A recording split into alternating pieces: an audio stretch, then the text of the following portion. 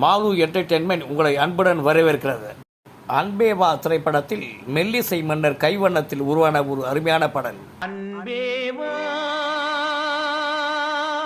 அன்பே வா.